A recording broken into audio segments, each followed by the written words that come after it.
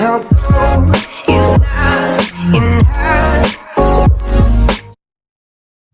Obrigada pelo convite, Hugo. Para quem vai nos assistir nesse vídeo, meu nome é Carmen Migueles, eu sou doutora em Sociologia das Organizações pela Universidade de Sofia, em Tóquio, e hoje eu coordeno o Centro de Estudos em Gestão de Excelência e Sustentabilidade da FGV, da Escola Brasileira de Administração Pública e de Empresas.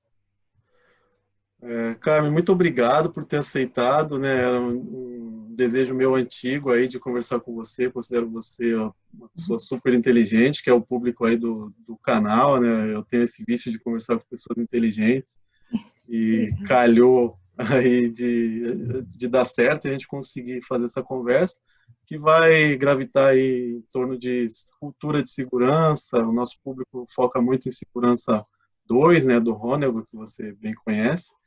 E aí, para começar mesmo bem lá do início, eu gostaria que você definisse para nós o que é cultura de segurança, cultura, como a gente entende, né? Porque muita gente fala na minha empresa tem uma cultura de segurança forte, e quando você vai ver o que realmente se trata, não é o que os teóricos definem, né? Então, por favor, se puder começar por aí.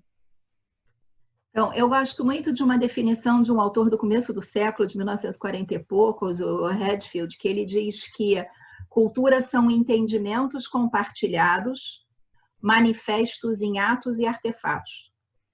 Então, eu acho que essa definição ela é muito interessante, principalmente para pensar a cultura de segurança e para pensar a aplicabilidade do Honegger para o nosso contexto aqui. E eu vou começar por uma questão que é central para o Honegger. O Honegger fala muito da importância da autonomia do executante. O que é autonomia?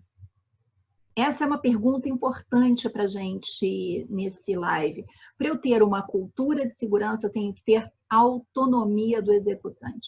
Autonomia significa autodisciplina, a capacidade de dar a si mesmo a lei e a ordem.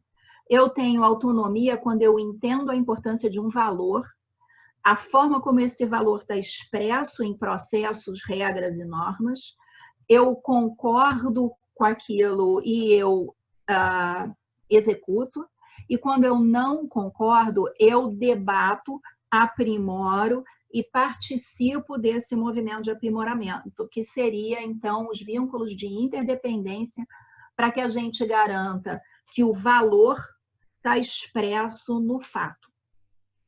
Está expresso nos processos, nos procedimentos, na forma de fazer e na disciplina e no compromisso pessoal com aquilo. Quando a gente pensa em autonomia, o que é o oposto da autonomia? A anomia, quando eu não sei, não quero saber qual é a lei, qual é a norma, qual é a regra, eu faço aquilo que me mandaram e eu não estou nem ligando, né? Que é uma forma de alienação. Eu estou ali fazendo o meu trabalho, mas na cabeça eu estou compondo um samba, eu só quero mesmo que o dia acabe para eu poder ir embora. E a heteronomia, quando a lei é do outro. Eu faço porque meu chefe mandou, mas eu não tenho compromisso com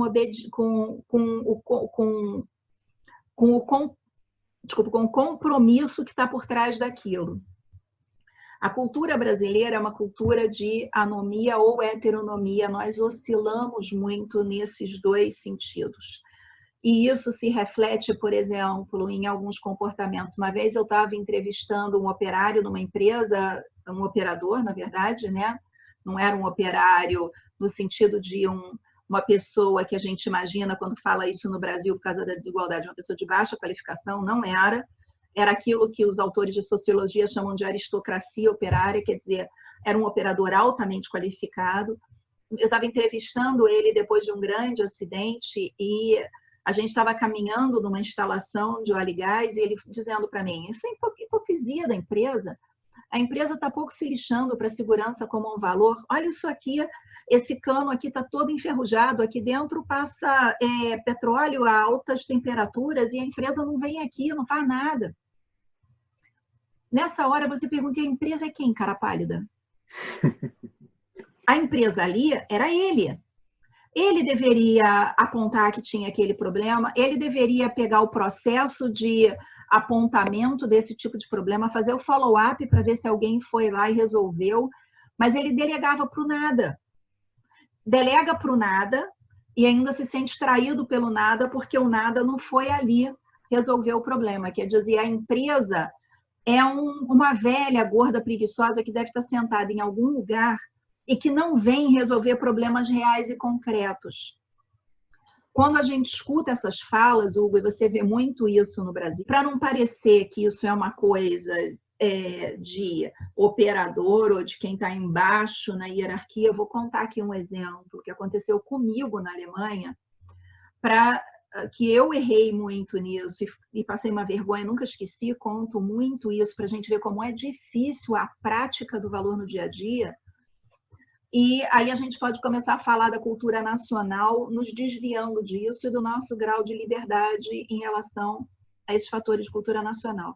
Eu estava dando aula lá na Otto von Guericke, eu era professora visitante, e isso foi 2003, 2004, nessa virada do ano, e era um dos invernos mais frios que a Alemanha estava vivendo nos últimos 50 anos. E a gente está meio para o norte da Alemanha, ali perto da fronteira da Polônia, e eu tinha uma aula à noite. E o campus era enorme, eu tinha que atravessar o campus a pé, atravessar uma ruazinha para ir para um apartamento dos professores do outro lado da rua. Naquela semana, uma família tinha morrido congelada dentro de um carro. Eles saíram de casa, naquela época os celulares não eram tão bons, eles não tinham celular com eles, a nevasca começou a cair muito forte, eles não conseguiam avisar que tinham ficado presos na neve, o combustível do carro acabou e quando eles foram achados, eles tinham congelado. Estava dando coisas assim de menos 25, menos 30 graus diariamente. Então, é um frio muito doloroso mesmo, e isso de maneira permanente.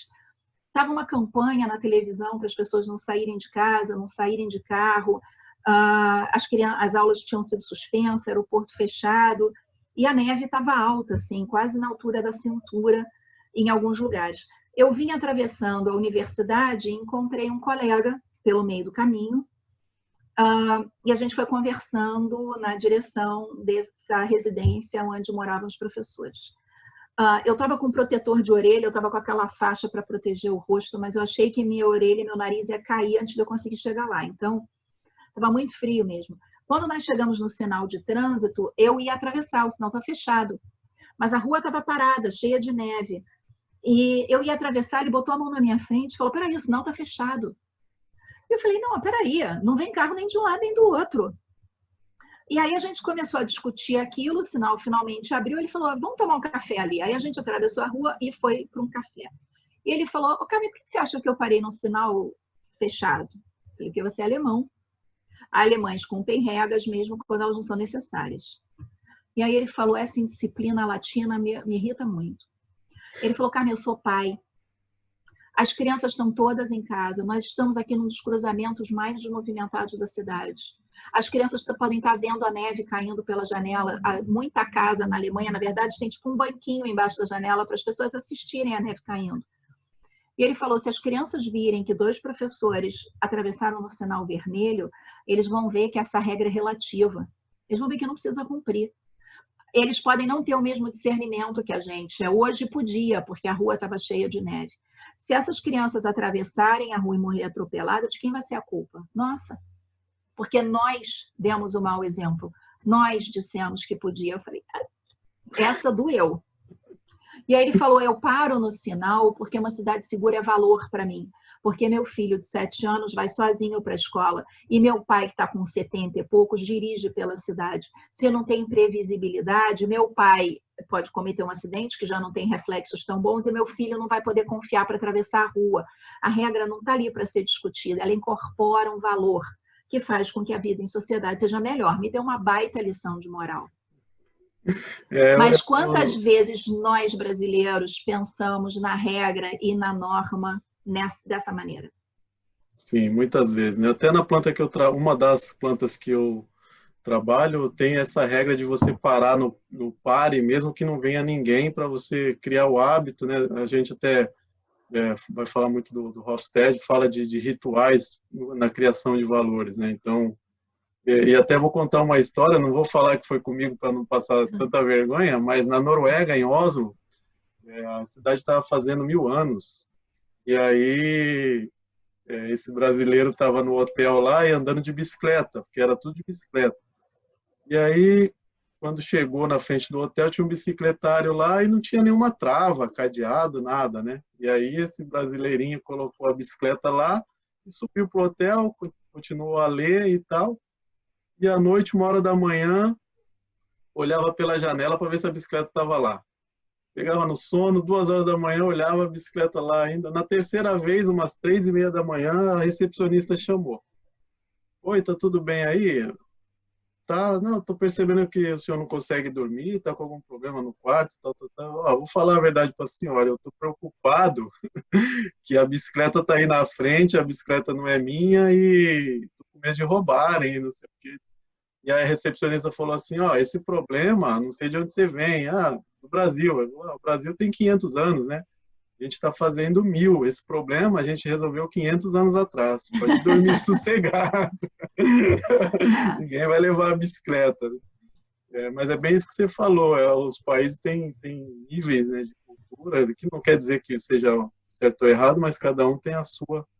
E eu vou te perguntar já aqui, emendando, né? Você falou muito sobre participação dos funcionários aí na responsabilidade, autonomia. Isso é uma das coisas que a nova visão de segurança apregoa muito, que é a questão de quem tem muita influência sofre pouco impacto nas decisões. Ao passo que o inverso também é verdadeiro. Quem tem influência nenhuma, no caso o operador, de fim de linha, tem zero influência ou influência muito pequena, né? Por que isso acontece no Brasil em maior escala, potencializado assim? Tem a ver com essa questão do distanciamento de poder? Sim, tem a ver com essa questão do distanciamento de poder, né? Nós somos uma cultura muito hierárquica, tem muita distância entre Estado e sociedade, tem muita distância entre o topo e a base da organização. Tem a ver também com a nossa fortíssima aversão à incerteza, você sabe disso, você lê bem o Hofstede, mas né, Hofstede é um autor que trabalha bem isso, e a gente vê que nos estudos de segurança essas coisas conversam. Agora, a alta distância de poder, ela está diretamente relacionada ao nosso baixo individualismo, que é produto dessa pouca autonomia. Então, sociedades que têm uma alta distância de poder, elas acabam tendo baixa confiança. E quando eu tenho baixa confiança, eu tendo a querer trabalhar tudo por monitoramento e controle.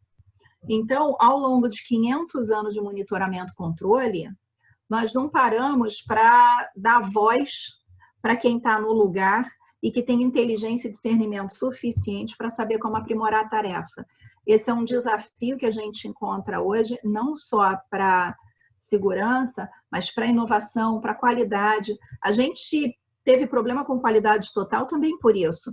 Né? A gente implantou qualidade total, mas na hora do Kaizen, o que a gente fez? Transformou os processos de qualidade em regra e norma, botou monitoramento, controle e acabou com o Kaizen.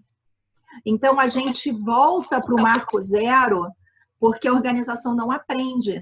A gente não consegue juntos aprender a resolver problemas complexos e sistêmicos. E aí a gente fica patinando sempre com um monte de problema difícil que a gente não consegue resolver porque ele dependeria desse esforço compartilhado. Então, países que têm baixa distância de poder também têm baixa percepção de desigualdade. Então, a medida de distância de poder, ela não mede só a nossa aceitação da autoridade, do autoritarismo, ela mede também a nossa percepção de desigualdade. Então, países de baixa distância de poder aceitam menos autoritarismo, porque todo mundo tem mais autonomia. Então, se eu tenho uma forte autonomia, eu consigo me disciplinar, eu não quero ninguém me mandando. Eu quero participar nas decisões. E as pessoas naturalmente se veem como iguais. Então, quando você vai para países nórdicos, né, que a gente estava conversando sobre isso antes de começar esse vídeo, tem pessoas que dizem, não, eu tenho talento para trabalhar desde cedo, eu não tenho talento acadêmico, então eu posso ir para um curso de tecnólogo, um curso técnico, e o meu irmão vai para uma universidade. Isso não faz com que ele seja superior ou não, porque esse tipo o saber fazer é muito importante nessas sociedades. No Japão tem essa questão também. O saber fazer é o que define entre um mestre e um aprendiz. Não é o quanto que o cara estudou. Então, essas sociedades elas têm uma visão mais igualitária entre quem vai lá e faz e quem vai lá e pensa. Nós temos uma tradição greco-romana, quem pensa é melhor do que quem faz.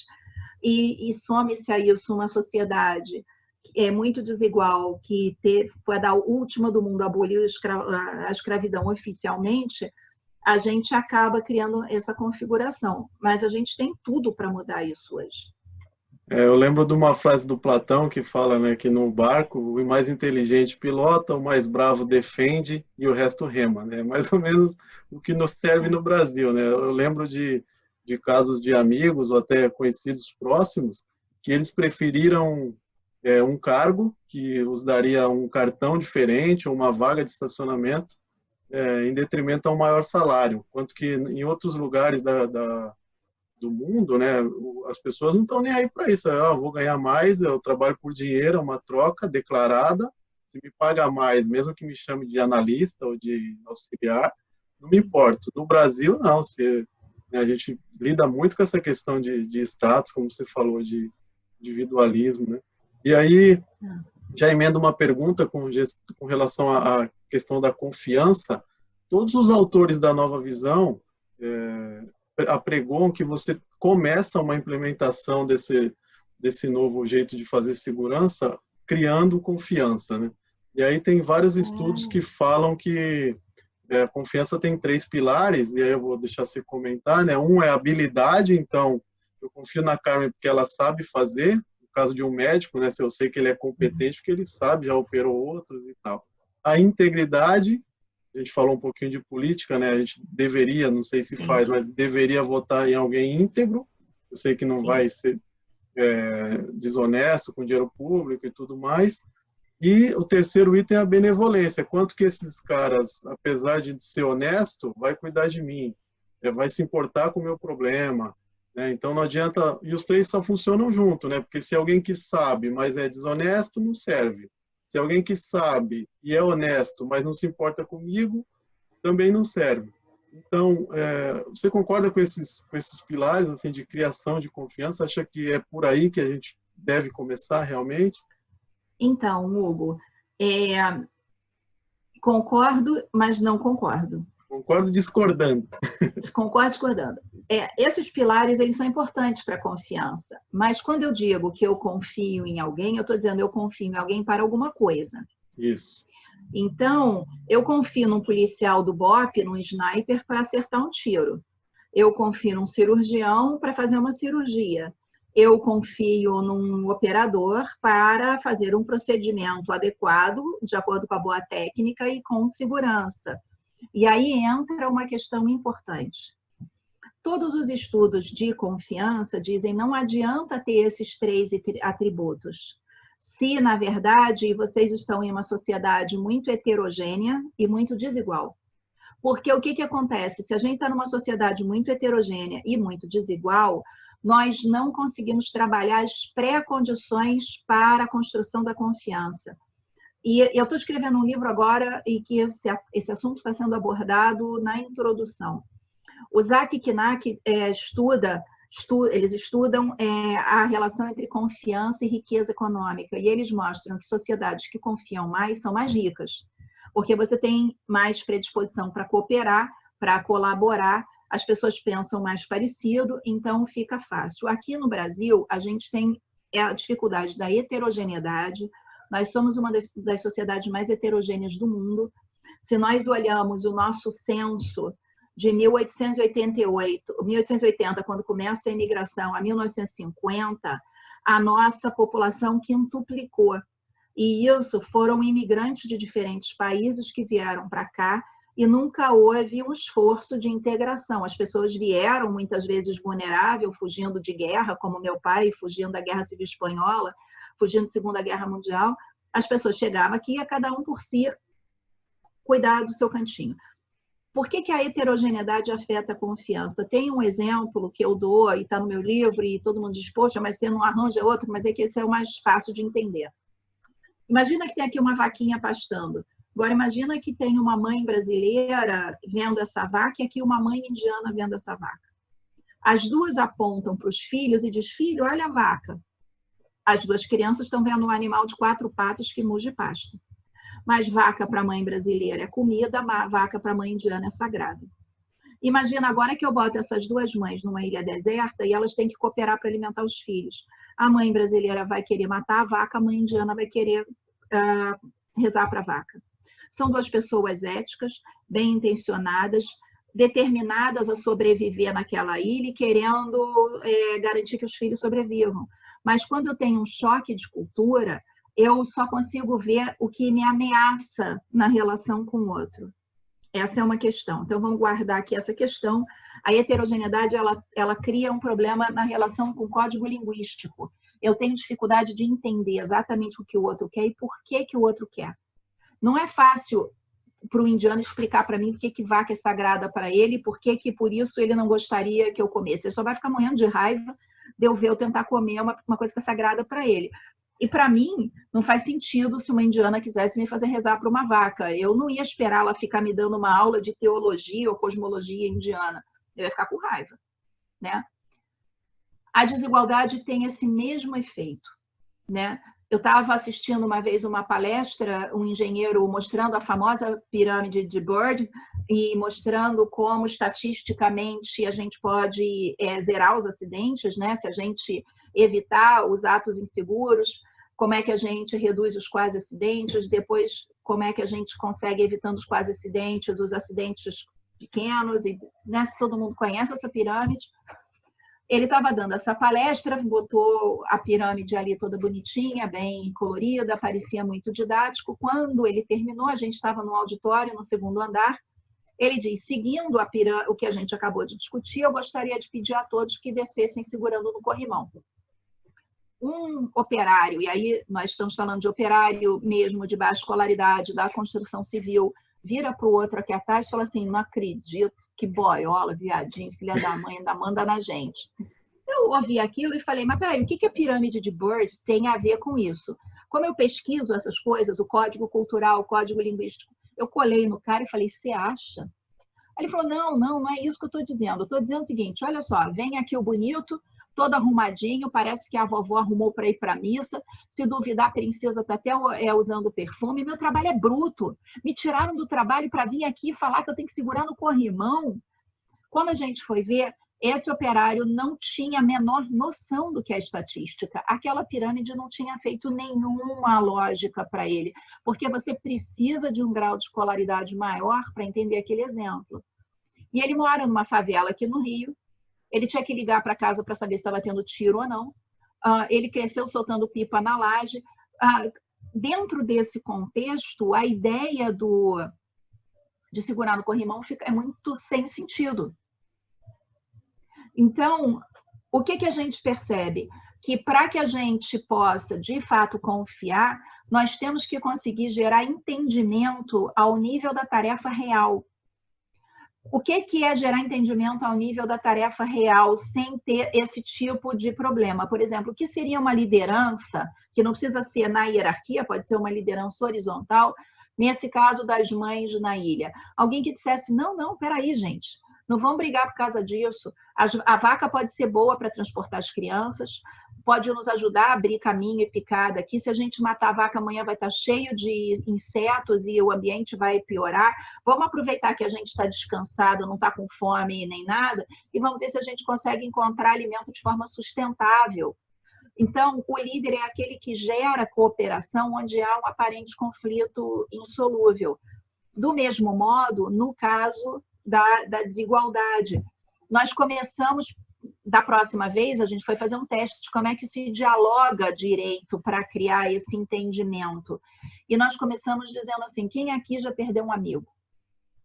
Todo mundo levantou a mão. Quem já morou em favela carioca, quem já morou no subúrbio carioca já perdeu um amigo, ou para violência, ou para um acidente, ou porque o cara era motoboy, ou porque o cara virou aviãozinho sendo seduzido pelo tráfico.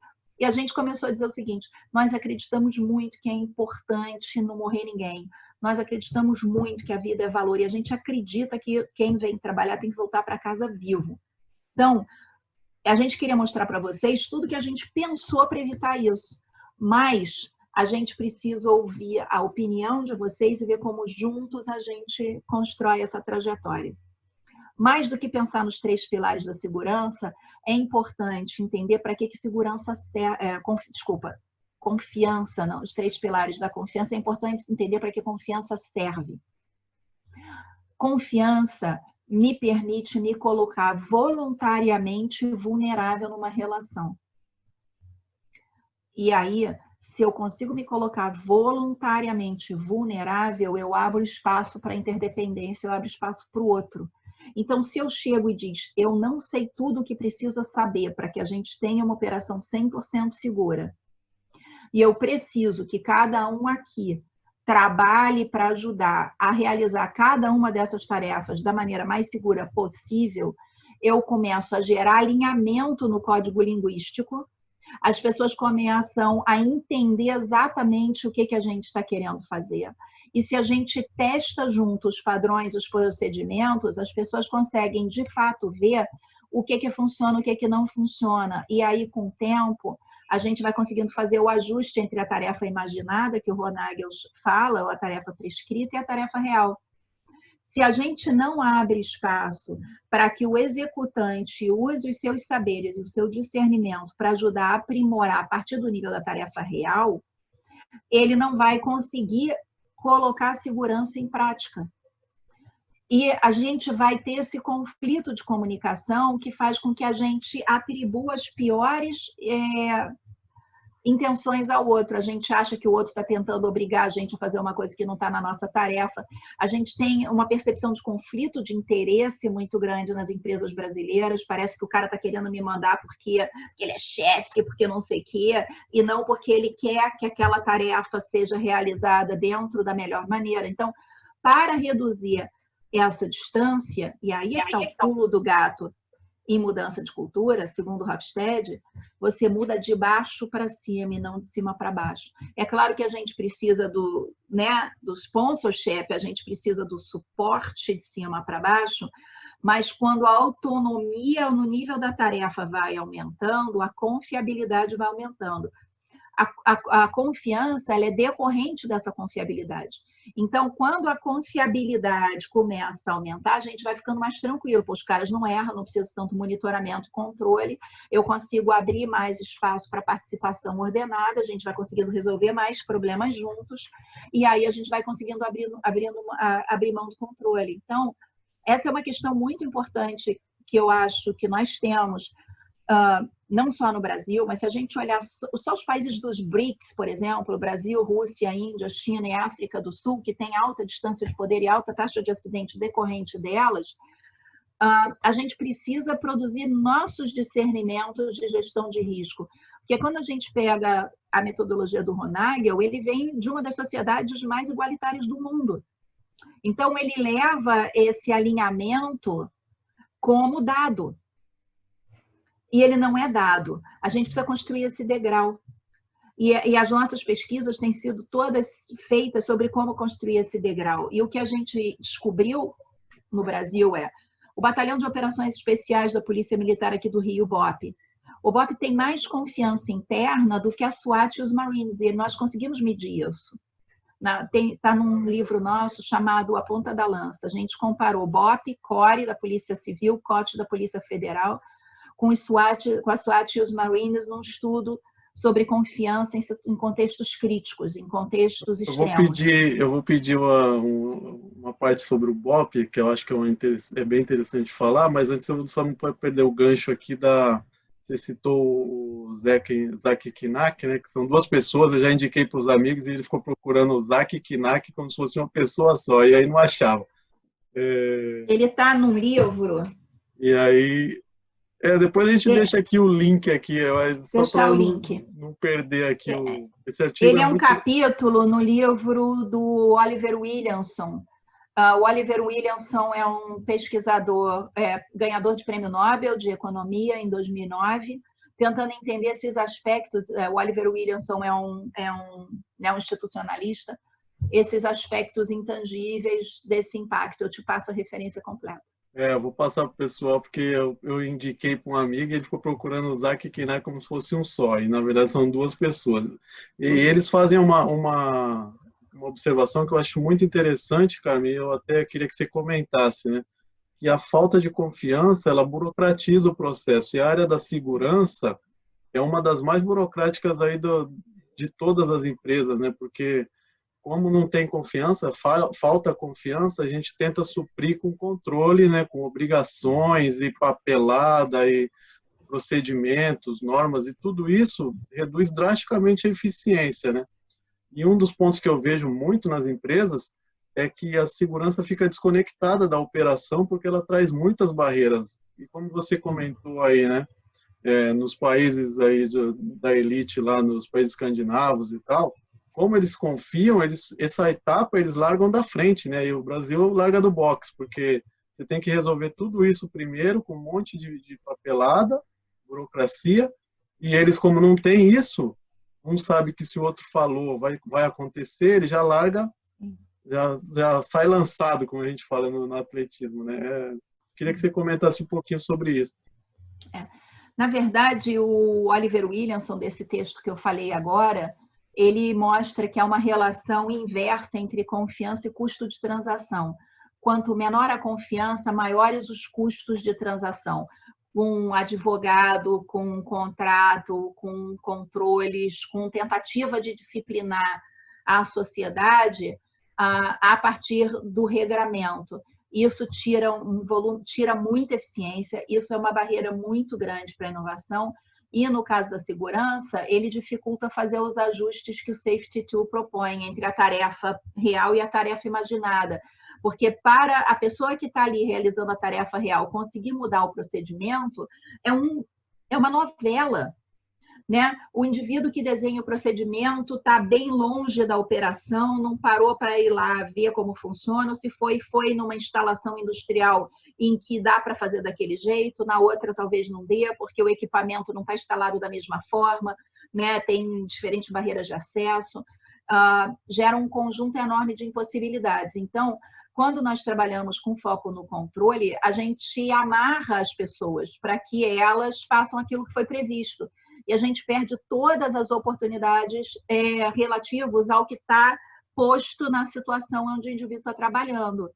Então, essa é uma questão que afeta o desenvolvimento das nações, afeta o desempenho das empresas, afeta a produtividade e afeta uma coisa que todo mundo concorda, que a gente tem que trabalhar seguro. Então, nós criamos para nós mesmos um monte de barreira que nos impede de trabalhar do jeito que a gente gostaria.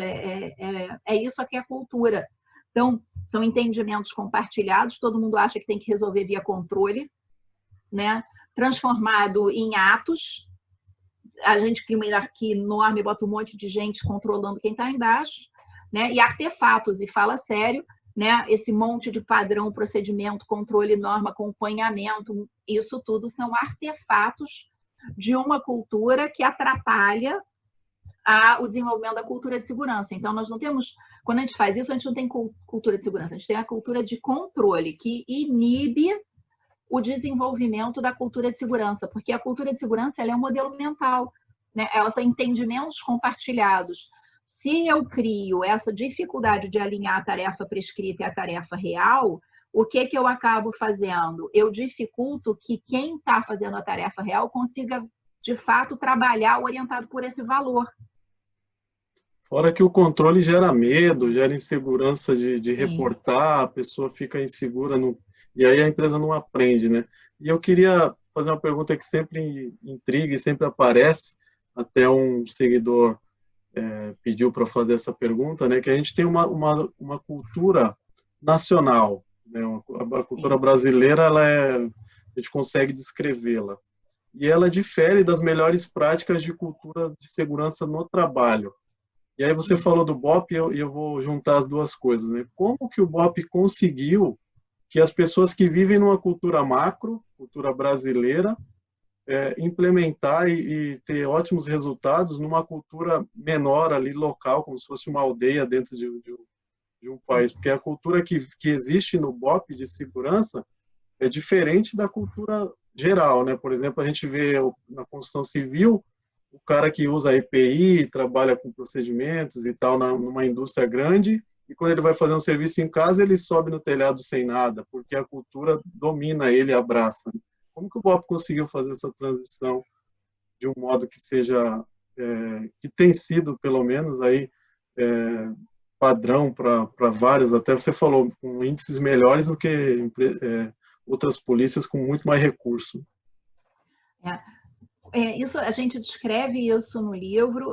Tem uma coisa importante da gente ver: a cultura nacional, ela não determina comportamentos, né? Ela é uma média de mentalidades, assim, de como é que a gente olha para o mundo e como é que a gente trabalha com eles. A melhor maneira de evitar que a cultura nacional determine os nossos comportamentos é, em primeiro lugar, enxergar o efeito negativo que ela está fazendo, de baixa disciplina, e criar uma forma alternativa, compartilhada de pensar. E quando nós entrevistamos o fundador do BOP, que foi o Coronel Amêndola, a gente perguntou para ele qual foi o primeiro passo para ele criar uma unidade daquela. Ele disse: bom, a primeira coisa que eu fiz foi estudar. Eu quis montar um símbolo que fosse o símbolo da unidade, porque você não pode ter homens fortemente armados, com baixa consciência da causa, baixa consciência dos riscos e disciplina operacional. Então, essa era a primeira coisa. Eu preciso criar uma visão unitária de quem nós somos, de onde viemos, o que nos traz aqui, como é que a gente precisa operar. Isso está condensado no símbolo da unidade, né? E o Coronel Amêndola explica cada um dos itens daquele símbolo, mas tem um que é muito central, que é aquela faca na caveira. Faca na caveira significa vitória sobre a morte. Vitória sobre a morte significa que a gente não morre, não mata, né? E no bandido atira-se em último caso. Então, uma vez um comandante do BOP me disse: quando eu escuto que teve bala perdida, eu tenho certeza que não é do BOP, porque o BOP não atira a esmo, a gente só atira no alvo e só atira para acertar. Então, essa é uma questão interessante. O Coronel Amêndola também estava olhando essas novas configurações da violência contemporânea, né, que é estudado por aquele... os americanos criaram, os militares americanos, quando perderam a guerra do Vietnã, criaram aquele conceito do mundo VUCA, né, que agora a gente usa em gestão, que a violência mudou de forma, então ela era volátil, incerta, o mundo está mais complexo, ambíguo. Os americanos tinham perdido a guerra do Vietnã, um exército mais bem montado do mundo, mais bem treinado, com mais recurso, perdeu a guerra para um bando de camponeses ali se defendendo. E aí eles se deram conta de que essa nova forma da violência esparsa, ela não pode ser vencida por hierarquias. E o Coronel Amêndola disse isso: a gente tem que primeiro entender muito bem o risco. E para ter esse tipo de tropa que tem por objetivo desterritorializar o crime, né? O crime detém fatias do território da cidade, então o que ele diz é: o BOP não está aqui para investigar, a missão tem que estar clara, a missão é desterritorializar, então o BOP tem que desterritorializar o crime. Eu preciso lançar os operacionais num terreno extremamente hostil, pode vir bala de tudo que é lado. Então, o que ele fez? Ele sentava com os policiais para discutir qual era a melhor maneira. Ele estudou, bolou um plano inicial e depois eles pensavam qual é a melhor maneira de fazer isso. A cada ida a campo, eles voltavam para fazer um debriefing, para entender o que deu certo, o que deu errado, o que podia ser melhor, e iam revendo e aprimorando aqueles processos diariamente. Então, essa questão de ajustar a tarefa prescrita à tarefa real era contínuo, é um modo de aprendizagem contínua. Uma das coisas que um coronel uma vez falou, ele falou: se na hora que a gente comunica a missão, um policial tem algo a dizer, ele conhece aquele território, ele tem alguma informação importante, ele é imediatamente ouvido, porque a gente não pode perder nenhuma informação sobre aquele território. Então, essas são algumas questões que acabaram fazendo com que a baixa distância de poder aparecesse ali. Uma outra coisa que o Coronel Amêndola diz é: numa operação como essa, não dá tempo de ligar para o comando. Você tem que decidir ali. E quando vai uma unidade para a operação, o líder daquela unidade pode ser alvejado em combate. O número 2 tem que estar pronto para assumir a liderança, mas o número 2 também pode ser ferido. O número 3 tem que estar preparado para assumir a liderança. Então, o que ele diz é a liderança compartilhada, combinada com alta disciplina operacional é o segredo do sucesso. E a disciplina operacional é dada pelo volume de treinamento, pela participação nesse aprimoramento contínuo e pelo número enorme de horas de treinamento que eles acabam tendo que fazer para ser assertivo em campo. Então, o que a gente descobriu no BOP é que esses fatores de heterogeneidade e de desigualdade que eu falei antes, causando uma entropia na comunicação, porque o código linguístico fica destruído quando eu tenho isso, a comunicação de fato não flui, esses elementos foram completamente eliminados no BOP. Eles entendiam muito bem o que era para fazer, por que era para fazer, por que o colega fez de um jeito e não fez do outro, por causa dessa questão da liderança compartilhada na mitigação de risco.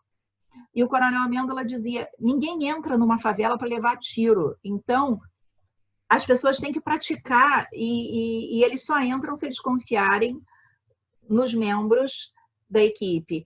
E ali a confiança no caráter e a confiança na competência é muito fundamental. O cara precisa não estar vendido por o tráfico, senão ele vai deixar um bandido me atirar pelas costas, né? Quem está cuidando da minha retaguarda tem que ter caráter e tem que ter competência para acertar o tiro, porque senão também não ajuda. Então, um grande volume de treinamentos e o indivíduo ele vai de operações de menos risco para mais risco, então ele vai se provando em combate. Fica claro que ele vai lá e resgata um colega e não deixa para ser torturado pelo crime. Fica claro que ele age de acordo com um pacto de lealdade. E foi esse o procedimento que eles criaram para ter um volume muito grande de entendimentos internos. Então, a confiabilidade é muito alta, a previsibilidade também, porque o planejamento é revisto cada vez para ver se está dando certo, e o nível de confiança interno dentro da unidade é muito alto. Não é perfeito, né? Claro, nenhum lugar volta e meia, você tem que rever isso, tem que aprimorar, tem que pegar um cara ali que está desviando da reta. Agora, tem uma coisa muito interessante que o Coronel Pinheiro Neto me disse uma vez. Ele disse o seguinte, no BOP não tem lugar para herói. O herói não é bem visto. Porque ele disse, a pessoa, ele falou uma coisa muito interessante, ele falou, a gente tem que conhecer os limites humanos. Então, quando você vai para uma operação crítica, você sabe que você pode ter, por exemplo, visão de túnel. Se tem alguém vindo atirar na sua direção, você pode ter uma descarga de adrenalina, ter uma visão de túnel, e aí um inocente passa na frente, aí é o caso da bala perdida. Então, eles treinam muito. Não ter visão de túnel, todo mundo ser consciente de que você tem que respirar, se acalmar e mirar, olhando, tendo um espectro de visão. Então, se pratica essa excelência que está no indivíduo, né? Por outro lado, ele disse muito essa questão, a adrenalina vicia. Tanto que as pessoas que fazem esporte radical se viciam em adrenalina.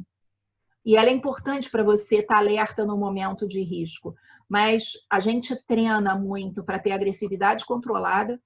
Então, às vezes que eu tive no quartel do BOP, as pessoas falam baixo, as pessoas são gentis, as pessoas são educadas, você não escuta o que seria normal, imagino, num ambiente masculino, palavrão, bobagem, você não vê isso, as pessoas, esse autocontrole, ele é muito bem praticado ali, e essa questão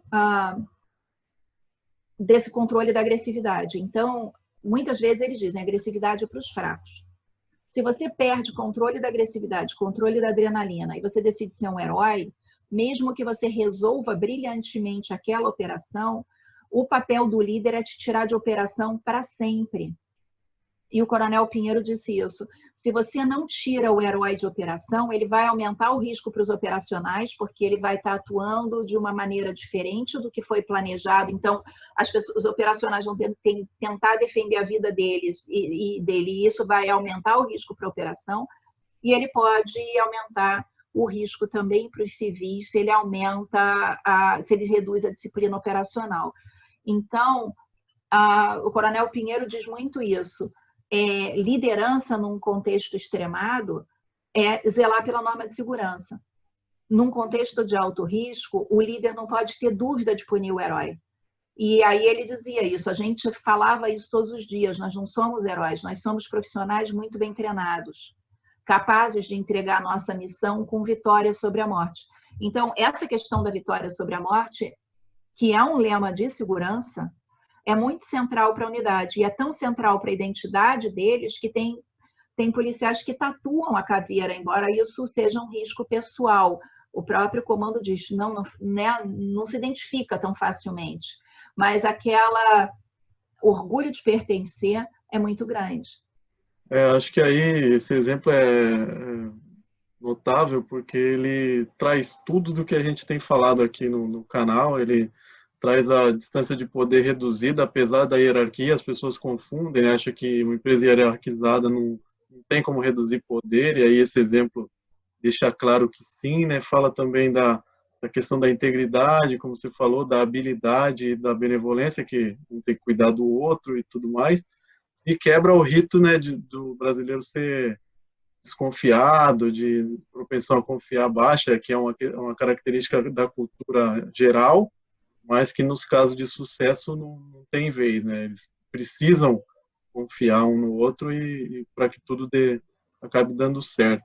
Cara, mas a gente está chegando no fim aqui, eu queria agradecer você, eu falei que o tempo ia voar, né? Obrigada. Tenho certeza que quem assistiu aí aprendeu bastante. Eu queria que você falasse onde as pessoas podem te encontrar, quiser falar do livro, ou se faltou alguma pergunta que eu não fiz, porque eu também sou júnior nesse negócio de conversar. E fica à vontade. Sim, eu estou à disposição para conversas sempre. A gente aprende junto, então eu estou sempre na FGV, no Centro de Estudos em Sustentabilidade e Gestão de Excelência, que é o SEGE.